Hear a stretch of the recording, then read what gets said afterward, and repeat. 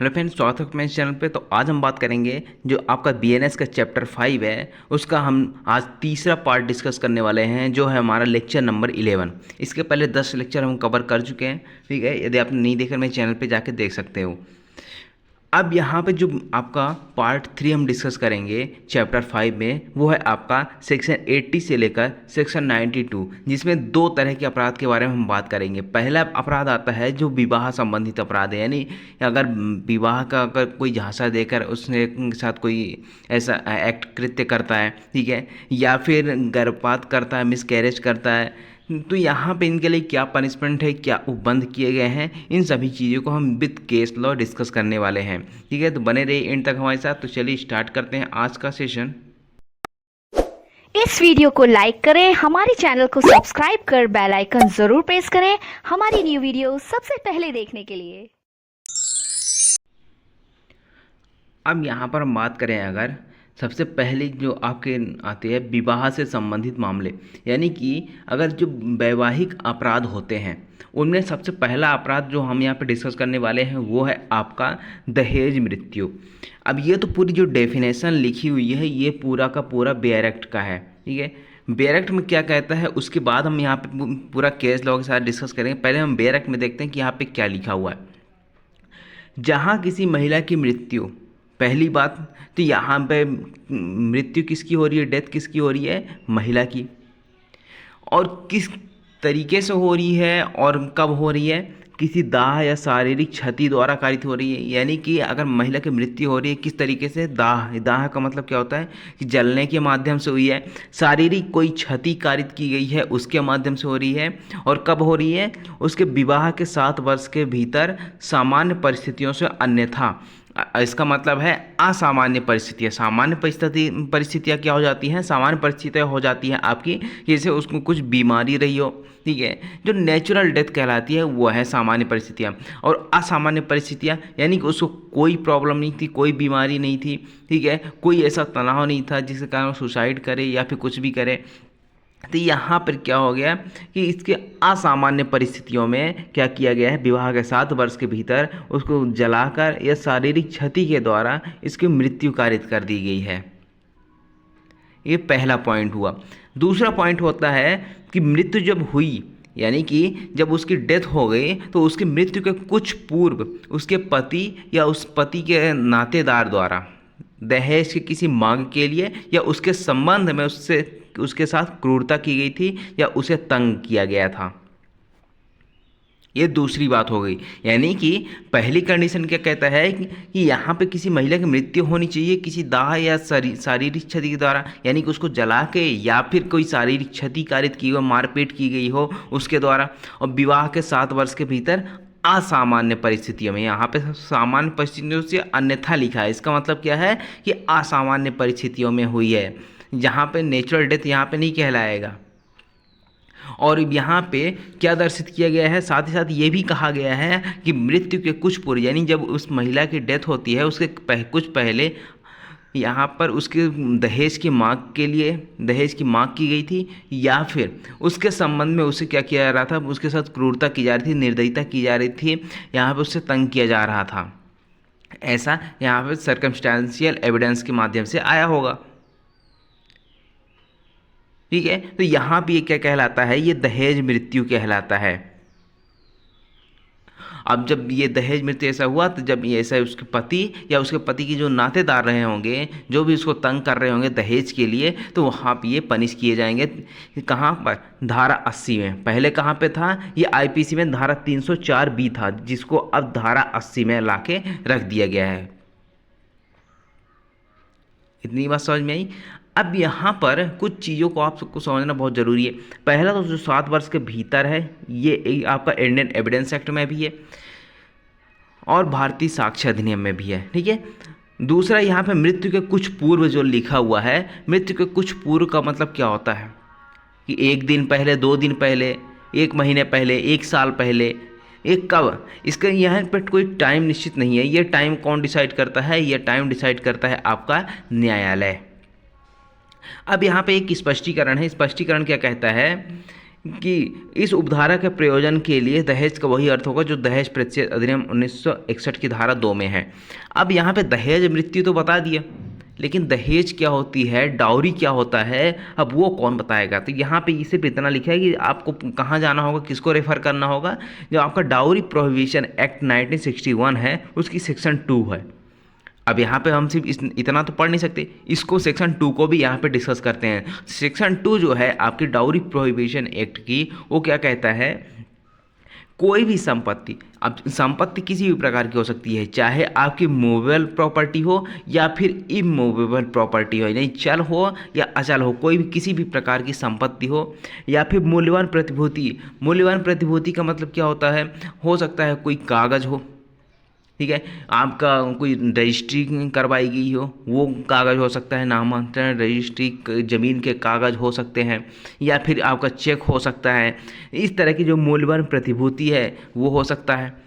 अब इन जो दो चीज़ें हैं, मूल्यवान प्रतिभूति और कोई संपत्ति, ये कब दिया जा रहा है, या तो विवाह के समय दिया जा रहा होगा, यानी जब विवाह किया जा रहा है उस टाइम पे दिया जा रहा होगा, या उसके पहले दिया गया होगा, या फिर यहाँ पे ये कहा गया होगा कि विवाह के पश्चात हम दे देंगे। तो यहाँ पे किसी भी समय अगर ये दोनों चीज़ें दी जा रही हैं या फिर मांगी जा रही है, एक पक्षकार के द्वारा दूसरे पक्षकार से या तो मांगी जा रही होगी या तो दी जा रही होगी, तो ये क्या कहलाता है, दहेज के अंतर्गत आता है। तो यहाँ पे दोनों चीज़ें शामिल है। पहला तो कहता है कि चल या अचल संपत्ति हो सकती है, मूल्यवान प्रतिभूति हो सकती है, और दूसरी चीज़ कि अगर कोई ऐसा डाउरी की डिमांड करता है तो उसको भी यहाँ पे पनिशमेंट मिलती है, और कोई डाउरी देता है तो उसको भी पनिशमेंट मिलती है।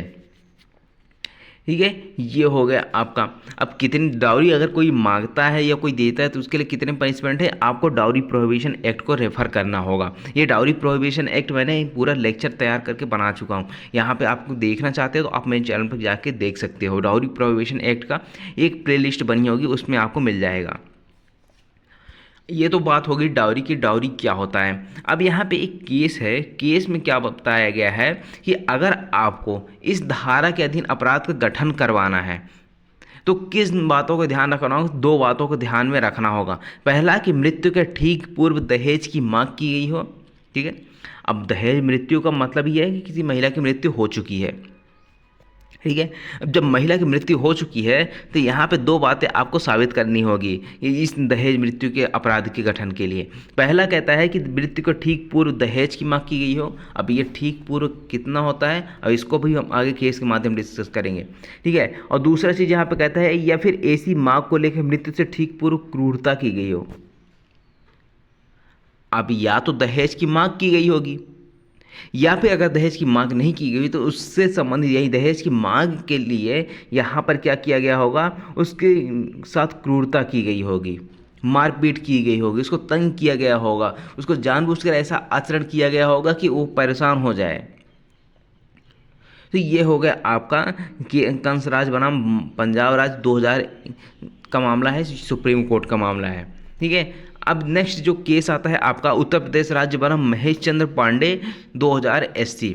अब यहाँ पे ये बात कहता है कि अब ये जो दोनों बातें हैं अगर ये साबित नहीं होती है तो अभियुक्त को इस दहेज मृत्यु के दयनीय धारा 80 के लिए आप पनिश नहीं कर सकते हैं। वहीं IPC की बात करें तो धारा 304B की, ठीक है, तो 304B या फिर धारा 80 BNS, इसमें तब तक नहीं पनिश कर सकते उस अभियुक्त को जब तक ये चीज़ें साबित ना कर दी जाए, या तो मृत्यु के ठीक पहले दहेज की मांग साबित ना कर दिया जाए, या फिर ऐसी मांग को लेकर उसके साथ जो क्रूरता की गई थी ये साबित ना कर दिया जाए, तब तक यहाँ पे किसी भी प्रकार का उसको यहाँ पे दंड नहीं दिया जाएगा इसमें।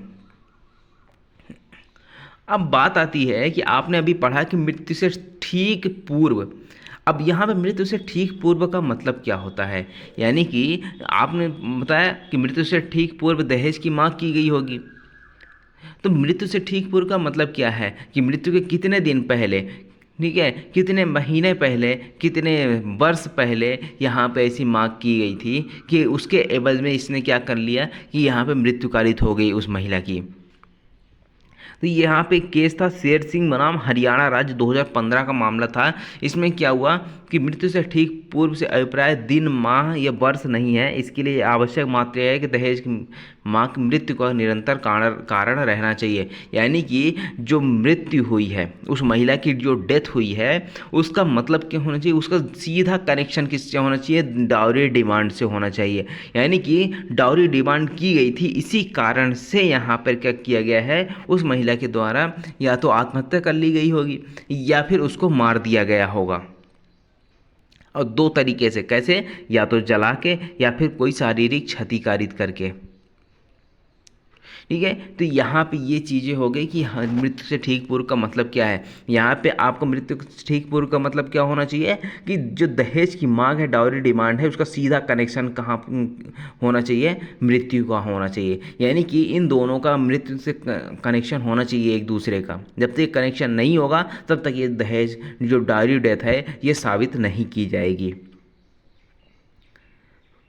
दूसरा केस कहता है एम श्रीनिवासुलु बनाम आंध्र प्रदेश, 2007 का मामला था ये। इसमें क्या बोला कि दहेज मृत्यु के मामले में दहेज मांग या क्रूरता एवं मृत्यु के बीच संबंध होना चाहिए। या तो डाउरी डिमांड और उसके कारण डेथ हुई है तो इन दोनों के बीच में कनेक्शन होना चाहिए, या फिर जो आपकी क्रूरता है, क्रुएल्टी की गई है, उसके साथ मारपीट की गई, उसको मानसिक रूप से तंग किया गया है, उन जो तंग किया गया है ना उसका और मृत्यु से जो यानी जो उसकी डेथ हुई है, इन दोनों का सीधा संबंध होना चाहिए।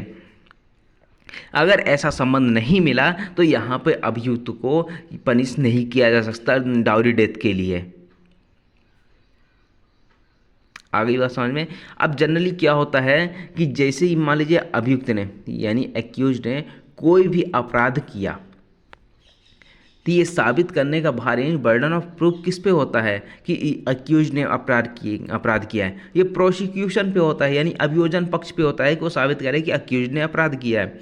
लेकिन ये जो डाउरी डेथ है, डाउरी डेथ में अगर विवाह के 7 वर्ष के भीतर असामान्य परिस्थितियों में डेथ हो जाती है तो यहाँ पे जो न्यायालय है, न्यायालय उपधारणा कर लेता है कि जो एक्यूज्ड है, एक्यूज्ड ने ही ऐसा अपराध किया है, डाउरी डेथ कॉज की है। तो यहाँ पर जो बर्डन ऑफ प्रूफ है, साबित करने का भार है, वो किस पे हो जाता है, अभियुक्त पे हो जाता है यानी एक्यूज्ड पे हो जाता है कि वो साबित करे कि ऐसा डाउरी डेथ ये नहीं है, ये जो है सामान्य परिस्थितियों में इसकी मृत्यु कारित हुई है। ठीक है, तो यहाँ पे ये देखिए जो आपका BSA है, भारतीय साक्ष्य अधिनियम जो अभी नया आया हुआ है, उसकी धारा 118 और इंडियन एविडेंस एक्ट की धारा 113B, ये दोनों सेक्शन सेम हैं। अब 113B को कहाँ कर दिया गया है, BSA में धारा 118 में कर दिया गया है, जहाँ पे दहेज मृत्यु की उपधारणा की बात करता है। अब यहाँ पे क्या कहता है, जबकि प्रश्न यह हो कि दहेज मृत्यु हुई है यानी कि कोई किसी महिला की दहेज मृत्यु हुई है या नहीं, जब यह प्रश्न हो या क्वेश्चन एराइज होता है तो यहाँ पर अगर न्यायालय के समक्ष ये दर्शित कर दिया जाता है कि मृत्यु के कुछ पूर्व दहेज की मांग की गई थी या उसके संबंध में उस स्त्री के साथ क्रूरता की गई थी। अभी जो क्रूरता वर्ड आ रहा है ना, इस क्रूरता वर्ड को हम डिटेल में धारा 86 में पढ़ेंगे। ठीक है, क्रूरता को अभी हम आगे पढ़ेंगे। धारा 85 में है जो आपको 498A था वो ला के रख दिया गया है, और क्रूरता की परिभाषा बता दिया है, क्रूरता क्या होता है 86 में बता दिया गया है। इसको हम डिटेल में अभी देखेंगे। ठीक है, अब बस आप इतना याद रखें क्रूरता की गई थी उसके साथ। ठीक है, तो यहाँ पे अगर ये चीज़ दर्शित कर दी जाती है तो न्यायालय क्या उपधारित कर लेता है, ये प्रिजम्पशन लगा देता है, प्रिज्यूम कर लेता है कि ये ऐसी जो मामला है, ये जो मृत्यु है वो कैसी है, वो दहेज मृत्यु है यानी डाउरी डेथ है। अब ये जो पूरा आपने सिस्टम पढ़ा कि यानी कि डाउरी डेथ क्या होता है, मृत्यु से ठीक पूर्व क्या होता है, विथ केस लॉ, जितना भी चीज़ें पढ़ी आपने, अभी ये चीज़ अगर साबित हो जाती है तो कितना पनिशमेंट दिया जा सकता है अभियुक्त को। तो यहाँ पर दूसरा क्लॉज इसका क्या कहता है, धारा 80 का 7 वर्ष से कम का नहीं होगा, जो आजीवन कारावास तक यहाँ पे पनिशमेंट मिलेगी। यानी अगर डाउरी डेथ है, अगर किसी ने किया है तो यहाँ पे 7 वर्ष से कम का यहाँ पे पनिशमेंट नहीं मिलेगा, यानी अगर मिलेगा भी तो 7 वर्ष या उससे अधिक का पनिशमेंट मिलेगा, जो आजीवन कारावास तक यहाँ पे दिया जा सकता है, चाहे पति हो चाहे उसके नातेदार हो। पति के नातेदार द्वारा ऐसी क्रूरता या तंग किया गया था दहेज मांग के लिए, यहाँ पे जुर्माने के कोई प्रावधान नहीं किया गया है कि जुर्माना लगाया जाएगा कि नहीं लगाया जाएगा, यहाँ पे कुछ भी नहीं है। अगर डाउरी डिमांड किया गया था तो डाउरी प्रोहिबिशन एक्ट के तहत वहाँ पे पनिशमेंट मिलती है, जुर्माना लगाया जाता है। ठीक है, ये हो गया आपका डाउरी डेथ से रिलेटेड मामला। आई होप आपको पूरा क्लियर हुआ होगा। अब यहाँ पर हम बात करें सेक्शन 81, जो पहले कहाँ था आईपीसी में 493 में था।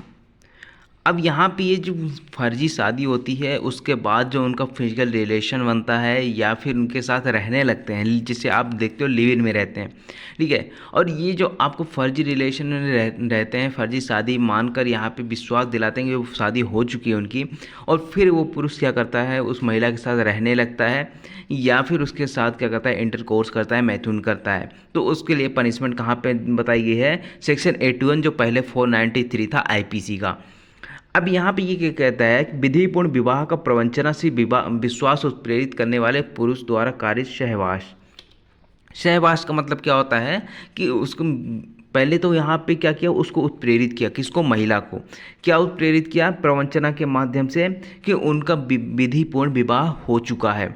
जब यहाँ पे लॉफुल यहाँ पे मैरिज हो चुका है तो वो तो साथ में रह ही सकते हैं, लेकिन यहाँ पे क्या किया गया है, ये प्रवंचना से विश्वास उत्प्रेरित किया गया है उस पुरुष के द्वारा, और लेकिन यहाँ पे वो विधिपूर्ण विवाहित नहीं है, फिर भी वो ऐसा कर विश्वास दिलाता है और उसको विश्वास हो जाता है, वो साथ में रहने लगते हैं या फिर उसके साथ मैथुन करेगा। तो यहाँ पे कितने वर्ष की सज़ा मिलेगी, यहाँ पे 10 वर्ष तक की सज़ा है, प्लस यहाँ पे फाइन है। 10 वर्ष तक की यहाँ पे सज़ा का प्रावधान किया गया है। ठीक है, तो ये हो गया आपका। उसके बाद यहाँ पे देखते हैं अब द्विविवाह यानी बाइगेमी। बाइगेमी क्या कहलाता है कि यहाँ पे मुस्लिम पुरुष को छोड़कर, अब यहाँ पे किसको क्यों छोड़कर है, यहाँ पे आगे हम डिस्कस करेंगे। ठीक है, प्रत्येक व्यक्ति को एक समय में केवल एक पति या एक पत्नी रखने का अधिकार है। इसके प्रतिकूल कार्य हो तो ये द्विविवाह कहलाता है। अब द्विविवाह तो आप जानते ही होंगे, बाइगेमी क्या होती है कि यानी कि ए है, ठीक है, ए मान लीजिए पति है, हस्बैंड है, अब इसकी पत्नी जीवित है और उस पत्नी की जीवित रहते हुए अगर दूसरी शादी कर लेता है, दूसरा विवाह कर लेता है, तो ये जो सेकंड मैरिज है उसकी वो क्या हो जाएगी, इनवैलिड हो जाएगी, शून्य हो जाएगी, वॉइड हो जाएगी। वहीं अगर दूसरी तरफ बात करें, अगर जैसे बी है, ये पत्नी है, ठीक है, अब यहाँ पर इसकी जो पति है वो जीवित है, फिर भी ये दूसरी शादी करती है, तो दूसरी शादी क्या हो जाएगी, यहाँ पे वॉइड हो जाएगी, शून्य हो जाएगी। तो ये क्या कहलाता है, ये एक बाइगेमी कहलाता है। अब एक चीज़ यहाँ पे अब देखिए, जो हमने बताया कि मुस्लिम पुरुष को छोड़कर, तो यहाँ पे इसको छोड़कर क्यों बताया गया है, क्योंकि यहाँ पर जो मुस्लिम लॉ है, ठीक है, मुस्लिम लॉ के तहत एक समय पर एक पुरुष 4 पत्नियाँ रख सकता है, यानी 4 शादियाँ कर सकता है। ये मुस्लिम विधि के अनुसार है, इसलिए यहाँ पे इसको यहाँ पे बताया गया कि मुस्लिम पुरुष को छोड़कर। वहीं अगर हम बात करें अगर मुस्लिम पत्नी की, तो पत्नी को ऐसा कोई अधिकार नहीं है कि एक समय में 2 पति रखे, 4 पति रखे। ठीक है, यहाँ पर उसको सिर्फ एक ही अधिकार है। लेकिन वहीं अगर पति की बात करते हैं और वो मुस्लिम है तो उसको एक समय में 4 पत्नियाँ रखने का अधिकार यहाँ पे उसका मुस्लिम लॉ देता है। तो अब यहाँ पे देखिए, जो आपका सेक्शन 494 था और 495 था, ये 2 सेक्शन थे। अब दोनों सेक्शन को मर्ज करते हुए एक सेक्शन बना दिया गया है 82 आपका बीएनएस का। यहाँ पे क्या कहता है, पति या पत्नी के जीवन काल में पुनः विवाह करना, यानी कि अगर पति या पत्नी है, ठीक है, उनके जीवित हैं उनके स्पाउस, यानी पति है तो उसका पत्नी जीवित है और पत्नी है तो उसका पति जीवित है, फिर भी वो दूसरा विवाह करते हैं तो उसके लिए पनिशमेंट यहाँ पर बताई गई है। तो जो कोई पति या पत्नी के जीवित रहते हुए किसी ऐसी दशा में विवाह करेगा जिसमें ऐसा विवाह इस कारण शून्य है कि वह ऐसे पति या पत्नी के जीवन काल में होता है। तो किस कारण शून्य है, क्योंकि उनका ऑलरेडी जो जिससे पहला विवाह हुआ था वो तो जीवित है, वो तो मरा नहीं है, ना ही उनके साथ डिवोर्स हुआ है। हाँ, ये बात हो सकती थी, अगर उनका डिवोर्स हो गया होता तो फिर आप दूसरी शादी कर सकते थे। लेकिन यहाँ पे ना तो उनका डिवोर्स हुआ था और ना ही वो अलग रहते, वो मरे हुए थे, ठीक है, वो जीवित भी थे और साथ में रहते भी थे। तो यहाँ पर क्या हो जाएगी, अगर आप सेकंड मैरिज करते हैं उनके रहते हुए तो शून्य हो जाएगा, और उसके लिए पनिशमेंट है कि 7 वर्ष तक की सज़ा प्लस फाइन।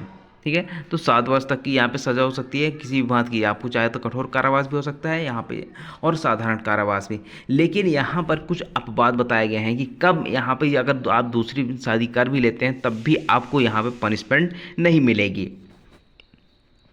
तो यहाँ पे पहला कंडीशन कहता है कि यदि मान लीजिए जो आपका फर्स्ट मैरिज हुआ था, यानी पहला विवाह हुआ था, वो क्या था, वो जो आपका कॉम्पिटेंट कोर्ट के द्वारा यानी सक्षम न्यायालय के द्वारा जो जिसको मामला सुनने का अधिकार था, जिसकी क्षेत्र अधिकार में आप रहते थे, उसके द्वारा क्या किया गया था, मामले को विवाह को शून्य घोषित कर दिया गया था।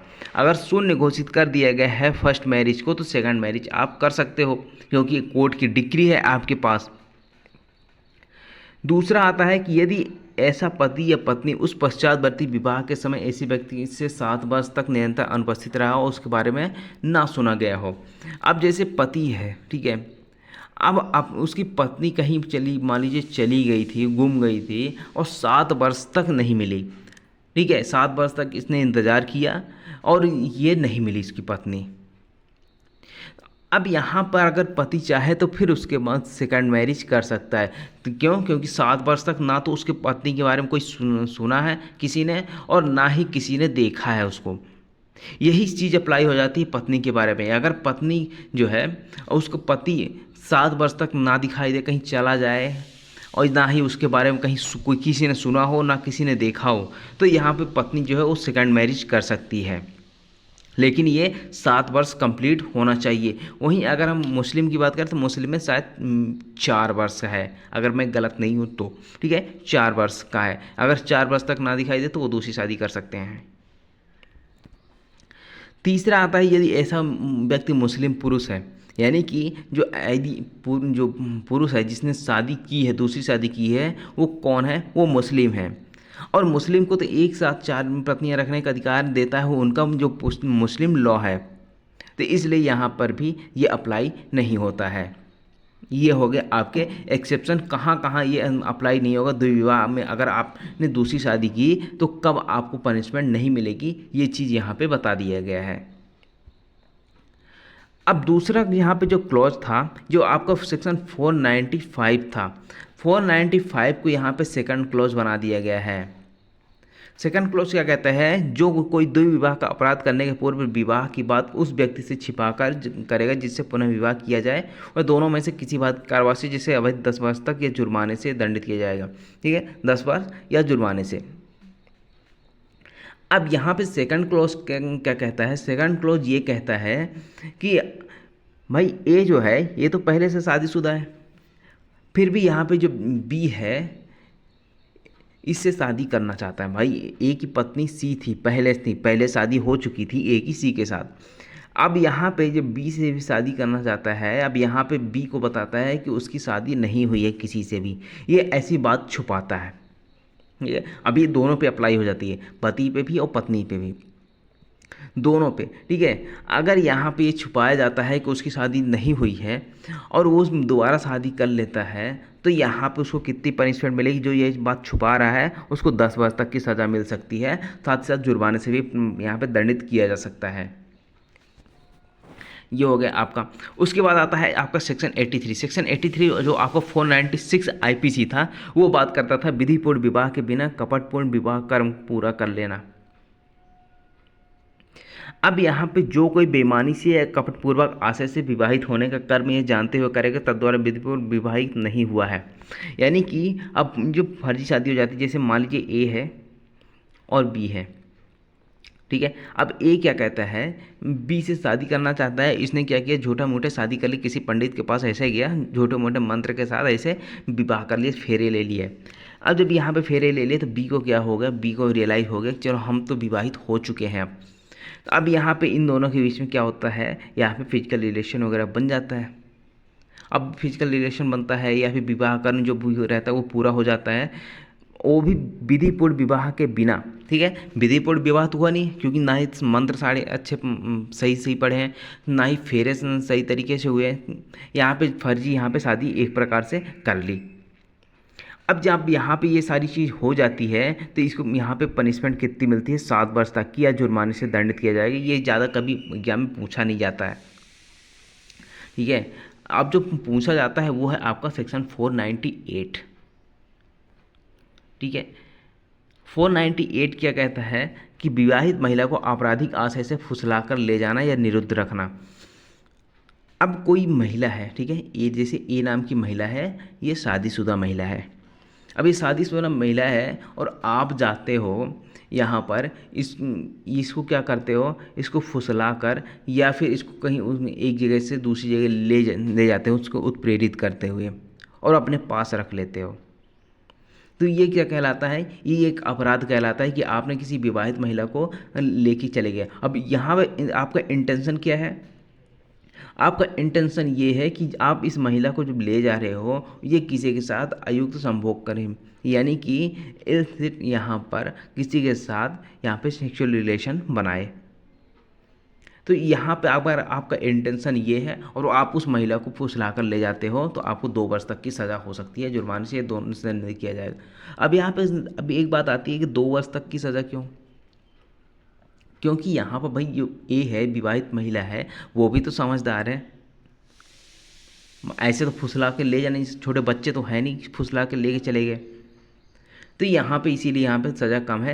यहाँ पे कहता है कि जो कोई किसी महिला को जो किसी अन्य पुरुष की पत्नी होना जानता है या विश्वास करने का पर्याप्त कारण रखता है, यानी कि जिस महिला को लेके जा रहा है वो जानता है कि वो महिला क्या है, किसी अन्य पुरुष की पत्नी है, साथ ही साथ या फिर विश्वास करने का उसके पास पर्याप्त कारण है कि वो विवाहित है और उस पुरुष के पास से इस आशय से ले जाएगा कि वो किसी के साथ अयुक्त संभोग करे या ऐसी महिला की छिपाएगा या निरुद्ध करेगा, यानी कि ऐसी महिला को ले जाकर कि यहाँ पर कहीं किसी जगह पे छिपा देगा या फिर निरुद्ध कर देगा, ठीक है। या फिर किस चीज़ के लिए कि किसी के साथ यहाँ पे क्या करें, किसी के साथ फिजिकल रिलेशन बनाए, सेक्सुअल रिलेशन बनाए, तो 2 वर्ष तक के कारावास से दंडित किया जाएगा। अब इस धारा के लिए 3 बातें अपेक्षित हैं। 3 बातें क्या क्या होनी चाहिए। पहला कहता है कि किसी व्यक्ति की अभिरक्षा से विवाहित महिला को ले जाना, यानी कि जो महिला है किसी की अभिरक्षा में है, मान लीजिए, तो उसकी अभिरक्षा में से लेके चले जाना। हो सकता है उसके पति की अभिरक्षा में हो, अपने पति की अभिरक्षा में हो,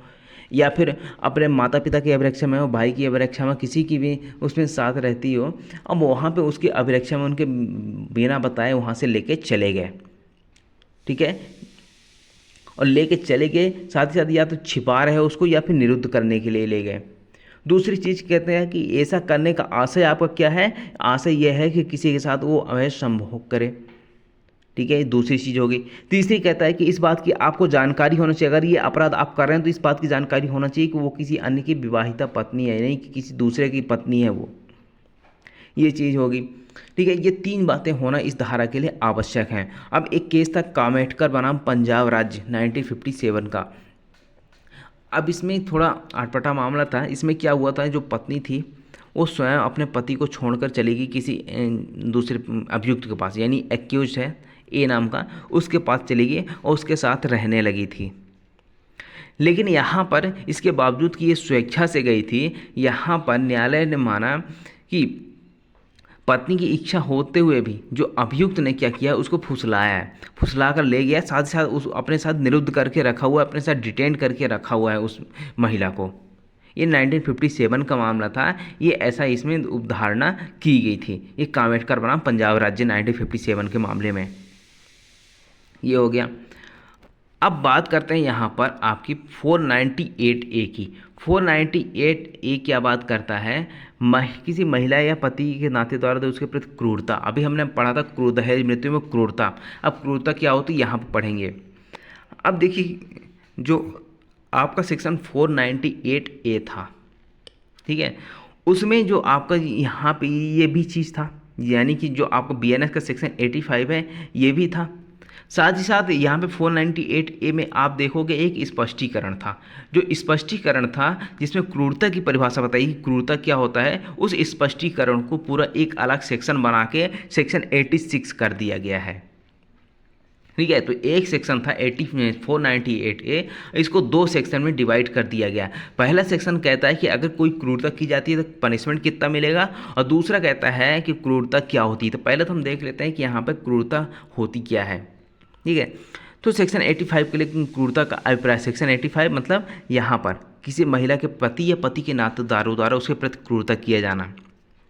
क्रूरता किसके द्वारा किया जा रहा है, या तो जो महिला है उसके पति के द्वारा यहाँ पे उसके तंग किया जा रहा होगा, मारपीट की जा रही होगी, या फिर दूसरा यहाँ पे कहता है कि पति के नातेदार जो उसके रिश्तेदार हैं उनके द्वारा यहाँ पे महिला के प्रति क्रूरता की जा रही है। तो 3 वर्ष तक की सज़ा हो सकती है, जुर्माने से दंडित किया जा सकता है। इतना ध्यान रखिएगा, 3 वर्ष तक की सज़ा यहाँ पे बताई गई है।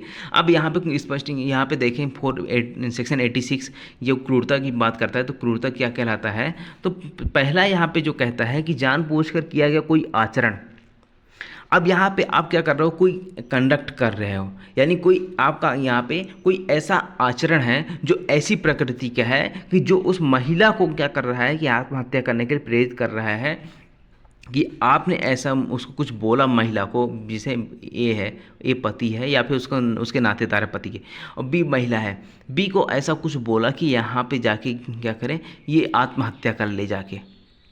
ठीक है। अब फॉर एग्जांपल यहाँ पे एग्जांपल के रूप में यहाँ पे लेते हैं, जैसे ए और बी का रिलेशन है, ए बी हस्बैंड वाइफ हैं।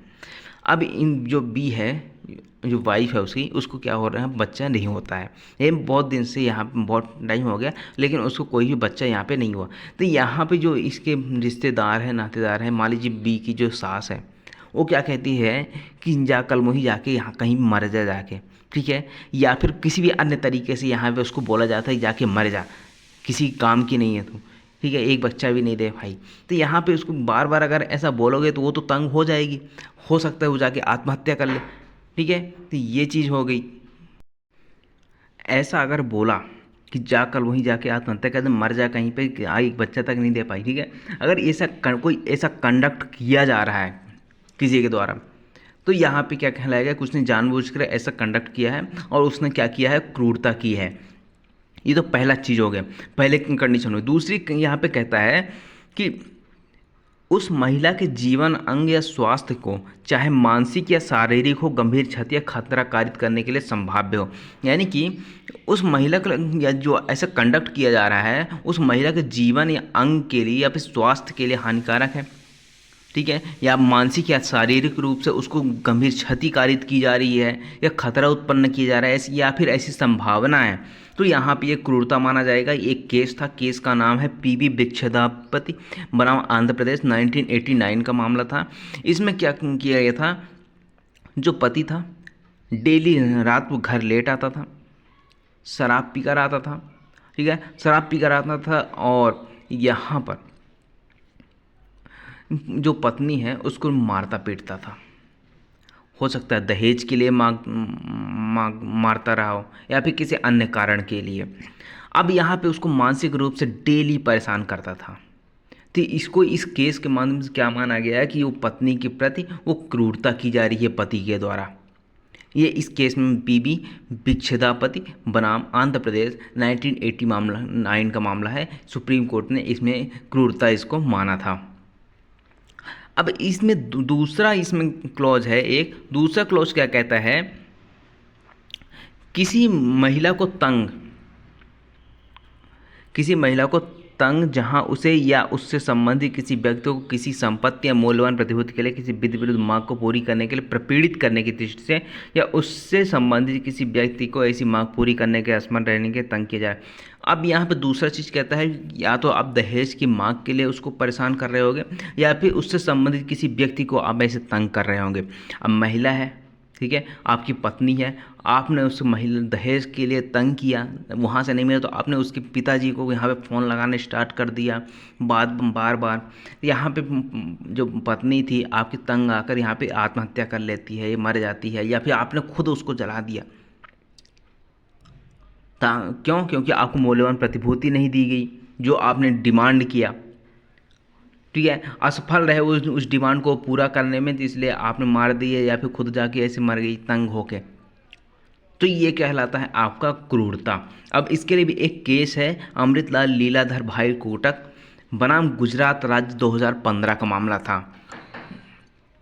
अब इस मामले में क्या हुआ था, जो पत्नी थी, ठीक है, जो वाइफ थी, उसकी मृत्यु जो है वो 7 वर्ष के भीतर हो गई थी, और वो भी असामान्य परिस्थितियों में, ठीक है, असामान्य परिस्थितियों में हो गई, जहाँ दहेज के लिए मानसिक रूप से परेशान किया जाता रहा है कि दहेज लाओ वरना हम तुमको ये कर देंगे वो कर देंगे। मारपीट की जा रही थी, बहुत तंग किया जा रहा था, खूब परेशान किया जा रहा था इस केस के माध्यम से, ठीक है। इस केस में ऐसा यह फैक्ट था। अब यहाँ पे न्यायालय ने उद्धारित किया कि आपने जो मानसिक रूप से उसको परेशान किया, आपने मारपीट नहीं की, लेकिन आपने इतना ऐसा ऐसा बोला उसको, इतनी गंदी गंदी चीज़ें बोली कि वो तंग आ गई, परेशान हो गई मानसिक रूप से। तो आपने क्या किया है, उस पत्नी के साथ क्रूरता की है, क्रूअल्टी की है। ये है आपका इस केस के माध्यम से ये बताया हुआ। नेक्स्ट आता है आपका सेक्शन 87। सेक्शन 87 जो है आपका, पहले कहाँ था, 366 जो व्यापहरण वाले पार्ट में था, ठीक है, अपहरण व्यापहरण। तो यहाँ पर अब ये जो मामला है, विवाह आदि करने को विवश करने के लिए किसी महिला को व्यभित या अपहरित करना या उत्प्रेरित करना। आप किसी महिला को उत्प्रेरणा दे रहे हो, ठीक है, उत्प्रेरित कर रहे हो, या फिर व्यापहरण कर लेते हो या अपहरण कर लेते हो, क्यों? क्योंकि आप उसके साथ विवाह करना चाहते हो, या फिर आप उसके साथ अयुक्त संभोग करना चाहते हो, या उसके साथ आप सेक्सुअल रिलेशनशिप में आना चाहते हो, फिजिकल रिलेशन बनाना चाहते हो उसके साथ, या फिर आप चाहते हो कि वो महिला जो है वो किसी अन्य के साथ क्या करे, वो यहाँ पे सेक्सुअल रिलेशन बनाए, यानी फिजिकल रिलेशन बनाए उसके साथ। तो यहाँ पर कितनी पनिशमेंट मिलेगी आपको, 10 वर्ष तक की पनिशमेंट मिलेगी, और साथ ही साथ जुर्माने से भी दंडित किया जा सकता है, ठीक है। तो यहाँ पे दो चीज़ें बताई गई हैं। पहला तो कहता है कि किसी महिला को इस आशय से आप व्यवहित करना, किस आशय से, कि उस महिला से आप विवाह करना चाहते हैं, या फिर अयुक्त संभोग करना चाहते हैं, या फिर किसी अन्य के साथ करवाना चाहते हो। तो ये पहला हो गया।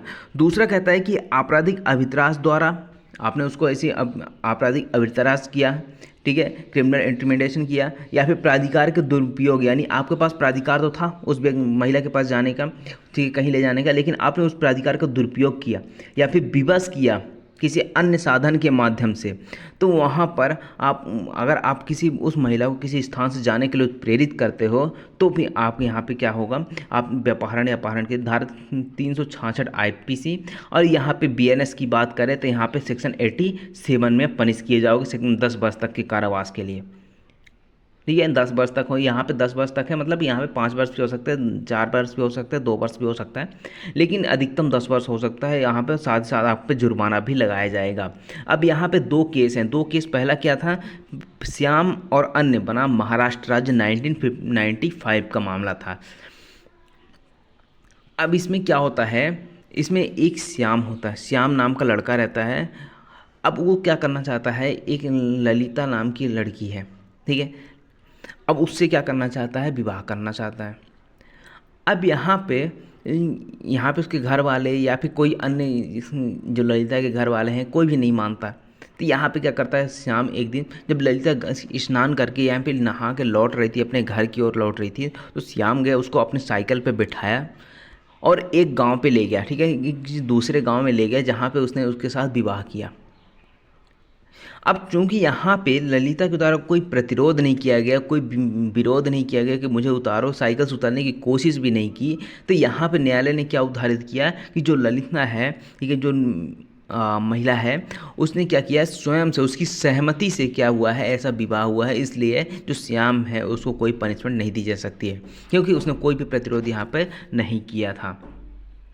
ये तो बात हो गई इस केस की। अब बात करते हैं गर्भपात यानी मिसकैरेज के बारे में। गर्भपात यानी कि इसको क्या बोला जाता है, मिसकैरेज बोला जाता है। अब मिसकैरेज कब होता है, क्या होता है, अगर कोई करता है तो कितनी पनिशमेंट मिलेगी, अगर महिला स्वयं से करवाती है कितनी पनिशमेंट मिलेगी, ये सारी चीज़ें यहाँ पे है। पहला कहता है गर्भपात से अभिप्राय। अब इसका मतलब क्या होता है कि गर्भाधान की अवधि पूर्ण होने के पूर्व भी किसी समय अविकसित बच्चे को अथवा माता के भ्रूण यानी फोइटस से बाहर निकाल देना ही गर्भपात कहलाता है। यानी कि जैसे आप देखने होंगे कि नॉर्मली 9 महीने में यहाँ पे क्या होता है, बच्चे की डिलीवरी होती है, ठीक ठीक है। अब 9 महीने से पहले ही अगर उसको क्या कर दिया जाए, बच्चे को यहाँ पे उसको फोएटस ब्रूड से बाहर निकाल दिया जाए या फिर बच्चे को गिरा दिया जाए, इसको क्या बोला जाता है, गर्भपात बोला जाता है, इसको मिसकैरेज बोला जाता है। अब यहाँ पे जो मिसकैरेज तो हो गया, ठीक है। अब एक चीज़ और आपको देखने को मिले, एक टर्म आपको देखने को मिलता है, स्पंदन गर्भा। स्पंदन गर्भा का मतलब क्या होता है? स्पंदन गर्भा मतलब स्त्री की उस अनुभूति से है, यानी स्त्री की उस फीलिंग को है जो उससे गर्भावस्था के चौथे 5वें महीने में प्रतीत होता है, फील होता है। यानी कि जब स्त्री का चौथा या 5वां महीना चल रहा होता है ना, तो जो बच्चा है वो क्या कहलाता है, यानी जो गर्भ है वो क्या कहलाता है, स्पंदन गर्भा कहलाता है। यानी बच्चे को क्या होता है, हाथ पैर बनने, जो यानी जो भी है उसका बनना स्टार्ट हो जाता है सब कुछ धीरे धीरे, ठीक है ना। डेवलपमेंट उसका कुछ ज़्यादा हो जाता है। उस टाइम पे क्या होता है, हिलना डुलना थोड़ा बहुत स्टार्ट हो गया, तो यह क्या कहलाता है, स्पंदन गर्भा कहलाता है, ठीक है। अब यहाँ पर एक अपवाद है, गर्भपात का एक ही अपवाद है। अपवाद क्या है कि अगर उस स्त्री का जीवन बचाने के लिए सद्भावनापूर्वक अगर मिसकैरेज किया जा रहा है, कि अगर बच्चे को नहीं गिराया गया या फिर गर्भपात नहीं किया गया, तो उस स्त्री की जान जा सकती है। तो उस स्त्री का जीवन बचाने के लिए यहाँ पे मिसकैरेज किया जा सकता है। अदरवाइज अगर किसी भी तरीके से मिसकैरेज किया जा रहा है तो वो पनिशमेंट के लायक है, आपको वहाँ पे पनिशमेंट मिलेगी ही मिलेगी, ठीक है। तो ये ऐसी ही व्यवस्था कहाँ पे की गई है, medical termination of pregnancy act 1971। ये एक एक्ट बना हुआ है, ऐसी प्रकार की व्यवस्था की गई कि अगर स्त्री का जीवन बचाना हो तो यहाँ पे आप मिसकैरेज कर सकते हो। बाकी अदर भी चीज़ें वहाँ पे बताई गई है। ये तो हो गया आपका कि गर्भपात क्या होता है, स्पंदन गर्भा क्या होता है। अब बात क्या है ये मैंने बता दिया। अब यहाँ पे आपका जो मिसकैरेज था वो आईपीसी में कहाँ से स्टार्ट होता था, 312 से स्टार्ट होता था, 318 में ख़त्म होता था, 319 में हर्ट स्टार्ट हो जाता था, उपाधि वगैरह, ठीक है। तो अब इसको कहाँ पे कर दिया गया है, सेक्शन 88 में ला के रख दिया गया है बीएनएस में, कोई चेंजेस नहीं किए गए हैं, ठीक है। तो इसमें क्या कहता है, जो कोई गर्भवती महिला की स्वेच्छा गर्भपात करेगा, यानी कि कोई गर्भवती महिला है उसकी स्वेच्छा गर्भपात कर रहा है, तो अपनी स्वेच्छा से, स्वयं की स्वेच्छा से कर रहा है, तो ऐसा गर्भपात उस महिला के जीवन बचाने के प्रयोजन सद्भावनापूर्वक कारित ना किया जाए तो, अभी हमने अब बात पढ़ा, वही अपवाद ये है कि अगर उस महिला के जीवन बचाने के लिए गर्भपात नहीं किया जा रहा है, तो अगर आपने ऐसा गर्भपात किया तो यहाँ पे 3 वर्ष तक के कारावास या जुर्माने से या दोनों से दंडित किया जाएगा। लेकिन यहाँ पर यदि वह महिला स्पंदन गर्भा हो तो ये ऐसे गर्भपात पर 7 वर्ष तक की सजा और जुर्माना होगी, ठीक है, ठीक है। अगर जैसे जिस चौथे 5वें महीने के बाद अगर आपने गर्भपात कारित करवाया, मिसकैरेज करवाया, तो आपको 7 वर्ष तक की सजा होगी। लेकिन उससे पहले यहाँ पे करवाया, ठीक है ना, कभी कभी तीसरा महीना भी हो सकता है, तीसरे मतलब एकदम तीसरे चौथे महीने से बाद की बात करता है स्पंदन गर्भा, तो ये 7 वर्ष तक का हो जाएगा। लेकिन उससे पहले अगर मिसकैरेज किया जाता है हफ्ते 2 हफ्ते, ठीक है, 3 हफ्ते, तो यहाँ पर क्या होगा, 3 वर्ष तक की सज़ा होगी, ठीक है। स्पंदन गर्भा क्या होता है ये मैंने बता दिया, ठीक है। स्पष्टीकरण से कहते हैं जो महिला स्वयं अपना गर्भपात करती है वह भी इस धारा के अंतर्गत आती है, यानी कि महिला अगर स्वयं चाहे कि वो गर्भपात करवाना चाहती है, ठीक है, मिसकैरेज करवाना चाहती है, तो यहाँ पर उसको भी पनिशमेंट मिलेगी, ठीक है। वो भी इस धारा के परे नहीं है, उसको भी यहाँ पे पनिशमेंट दिया जाएगा। अब इसमें एक केस था, केस क्या था, हासी मोहन बर्मन बनाम असम राज्य 2008 का मामला था। अब इसमें क्या बताया गया था, बिना सहमति के इसमें क्या करवा दिया गया, यानी महिला की सहमति नहीं थी, फिर भी यहाँ पे क्या करवा दिया गया, गर्भपात कारित करवा गया। अब यहाँ पे क्या हुआ, जैसे मान लीजिए ए और बी के बीच में फिजिकल रिलेशन हुए होंगे। अब यहाँ पे ए ने बी से शादी करने के लिए बोला होगा, बी ने बोला चलो ठीक है फिजिकल रिलेशन हो गया, अब शादी भी करनी है। अब यहाँ पे मान लीजिए बी प्रेग्नेंट है, अब यहाँ पे बी के सहमति के बिना ए क्या कर देता है, इसकी गर्भपात कारित करवा देता है, ठीक है। अब यहाँ पे जो ऐसा करवाया गया है ना, तो ये राजीनामा योग्य नहीं, इसमें समझौता नहीं हो सकता है, क्योंकि यहाँ पे क्या हुआ था, बिना सहमति के तो यहाँ पे मिसकैरेज करवा दिया गया था महिला के बिना सहमति के। लेकिन यहाँ बाद में क्या हुआ कि उस अभियुक्त के द्वारा उससे क्या बोला गया कि मैं इससे विवाह कर लूँगा, मैं इसके साथ रहना चाहता हूँ, विवाह कर लूँगा, ठीक है। तो न्यायालय ने इस जो विवाह का बचाव था उसको यहाँ पे ना मानते हुए इसको बोला कि ये कोई दोष मुक्ति का आधार नहीं है, आपने मिसकैरेज किया है, इसका मतलब आपको पनिशमेंट मिलेगी ही मिलेगी। ये है आपका केस। उसके बाद आता है सेक्शन 89। सेक्शन 89 जो धारा 313 था वो क्या कहता है, अब यहाँ पे कहता है कि महिला की सहमति के बिना अगर गर्भपात कारित किया जा रहा है तो फिर 10 वर्ष तक की सज़ा है, और प्लस यहाँ पे आपको जुर्माना का भी प्रावधान किया गया है। ठीक है, ये हो गया आपका धारा 314। ये अब कहाँ पे आ गया है, धारा 90 बीएनएस में आ गया है। ये पूरा मैंने लिख दिया, आईपीसी से कंपेयर करके पढ़ा रहा हूँ। ठीक है, कौन सा सेक्शन कहाँ था और कहाँ पे अब आ गया है। तो गर्भपात कारित करने के आशय से किए गए कार्यों द्वारा कारित मृत्यु। अब मान लीजिए यहाँ पे आप महिला का क्या करवाना चाहते हो, गर्भपात कारित करवाना चाहते हो, और उस गर्भपात करने के लिए आपने जो एक्ट किया, जो कार्य किया, उस कार्य के द्वारा आपने इंटेंशन क्या था कि आपका इंटेंशन था कि जो सिर्फ यहाँ पे बच्चे को गिराना, यानी कि यहाँ पे गर्भपात कारित करवाना, मिसकैरेज करवाना। लेकिन उस मिसकैरेज के चक्कर में आपने क्या कर दिया, ऐसा कार्य किया कि उस स्त्री की जान चली गई, यानी उस स्त्री की मृत्यु हो गई। तो फिर यहाँ पे पनिशमेंट कितनी मिलेगी, अगर महिला की सहमति के साथ अगर आपने गर्भपात कारित किया था और उसकी मृत्यु हो जाती है तो 10 वर्ष तक की सज़ा होगी, साथ ही साथ जुर्माना भी होगा। दूसरी चीज़ कहता है कि अगर उसकी सहमति नहीं थी, महिला की सहमति नहीं थी गर्भपात कारित करवाने का, और आपने उसके क्या किया, गर्भपात कारित करवाने के लिए ऐसे कार्य किया और बिना सहमति के, तो 10 वर्ष तक या जुर्माने से भी सज़ा हो सकती है, और आजीवन कारावास तक भी हो सकता है सज़ा। ठीक है, अब यहाँ पे स्पेशली यहाँ पे 10 वर्ष नहीं लिखा हुआ है, वहाँ पे लिखा है कि पूर्वोक्त प्रकार से लिखा हुआ है। तो इसका मतलब क्या हुआ कि यहाँ पे जिस प्रकार से दंड दिए वो दंड दिया जा सकता है, या फिर आजीवन कारावास से दंडित किया जा सकता है अगर सहमति के बिना है तब, यानी कि बिना कंसेंट के है। उसके बाद यहाँ पे स्पष्टीकरण है कि यहाँ पे कहता है कि यह अपराध के लिए आवश्यक नहीं कि अपराधी जानता हो कि उस कार्य से मृत्यु कारित होना संभाव्य है। ठीक है, यहाँ पे अगर यहाँ पे बचाव लिया जाता है अपराधी के द्वारा कि मुझे तो नहीं पता था कि अगर मैं ऐसा कार्य करूँगा तो इससे इसकी मृत्यु हो जाएगी। आपने गर्भपात कारित करने का अपराध किया है, तो आपको ये चाहे पता हो या ना पता हो कि उसके गर्भपात करने से उसकी मृत्यु हो जाएगी या ना हो जाए, इससे कोई फ़र्क नहीं पड़ता। अगर आपने ऐसा अपराध किया है, उसकी मृत्यु हो गई है, तो आपको पनिशमेंट मिलेगी ही मिलेगी। आ गई बात समझ में? ये हो गया आपका सेक्शन 90। अब सेक्शन 91 आता है। सेक्शन 91 क्या कहता है, जो आपका धारा 315 आईपीसी में था, बालक का जीवित पैदा होना रोकने या जन्म के पश्चात उसकी मृत्यु कारित करने के आशय से किया गया कार्य।